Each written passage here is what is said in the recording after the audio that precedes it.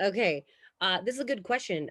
Kind of a follow up to that. Rose had asked this in an email as well. When we are doing the 20 carbs that is recommended in our phase one of the diabetes solution kit, do we do those as net carbs? Oh, good question. Okay. Yes, please, net carbs. Remember, I was talking about a high fiber diet. Some people, they don't tolerate a lot of protein. They can eat fat and they can eat fiber, but protein and carbohydrates, carbohydrates meaning sugars, are going to cause them problems.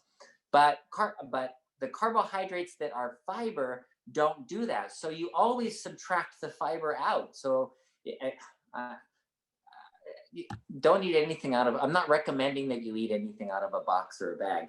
But if you look on the box and they have that little nutrition facts on there, and it says total carbohydrates 30 grams, fiber 20 grams. That means 10 grams are the net carbs. You subtract the fiber from it.